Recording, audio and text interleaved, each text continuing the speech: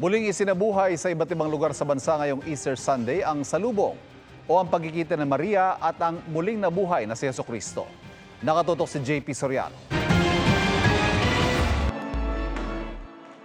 Kasunod ng taimtim na misa para sa Easter Vigil sa International Shrine of Our Lady of Peace and Good Voyage o Antipolo Cathedral kagabi, masayang nagbatian ang mga nagsimba na karamihan ay puno ng pasasalamat sa biyaya ng Diyos. Nagsaboy rin ng rose petals ang mga sakristan pagkatapos ng misa.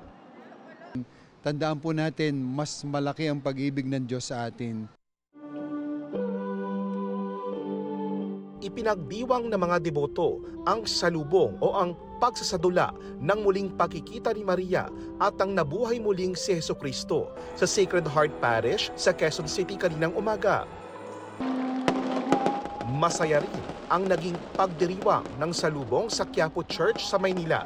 Sa dami ng dumalo sa misa ng Easter Sunday, sa Plaza Miranda na nanatili ang ibang di na nakapasok sa simbahan. Mga kandila naman ang naging tanglaw sa madilim na Easter Sunday Vigil sa Manila Cathedral kagabi sa pangunguna ni Manila Archbishop Jose Cardinal Advincula.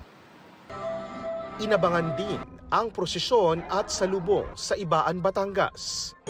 Sunod-sunod din ang misa sa Dagupan, Pangasinan. Sa Cebu City, may pagkasadula rin ng pagkabuhay ni Jesus. Nangibabaw naman ang tinig ng mga batang gumanap na anghel sa pagdiriwang ng salubong sa Davao City. Libo-libong deboto rin ang dumalo sa misa sa Zamboanga City.